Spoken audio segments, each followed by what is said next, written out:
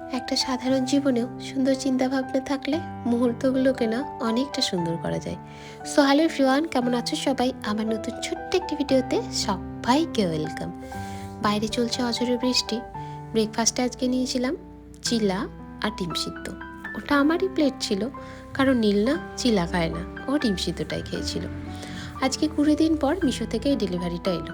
এখানে জানো তো, মিশো ডেলিভারি করতে অনেকটা টাইম লাগে, মোটামুটি 15-20 দিন তো ধরেই রাখো। হ্যাঙ্গিং পট অর্ডার করেছিলাম মিশো থেকে, যেটা দামটাই মুহূর্তে মনে নেই, তবে মিশো মানেই তো রিজনেবল, সস্তাতেই পেয়েছিলাম। এই প্ল্যানটা পাশের ফ্ল্যাটে একটা দিদির থেকে নিয়ে এসে একটা জলের বোতল কেটে মাটি ভরে লাগিয়েছিলাম। খুব সুন্দর গ্রোথ করেছে।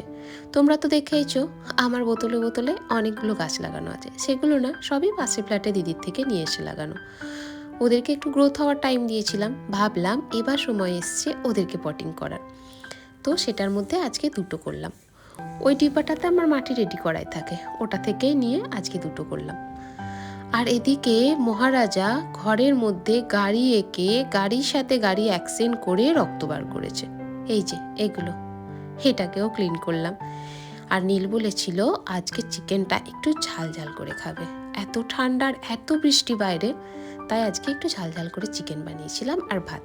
তার মধ্যে আবার ইচ্ছে হয়েছে আমাদের একটু রুটিও খাওয়ার, একটু রুটিও বানিয়ে নিয়েছিলাম, সাথে একটু সামাইয়ের পায়েস। চলো ভিডিওটা এখানেই শেষ করছি। কেমন লাগলো অবশ্যই জানিও। Thank you.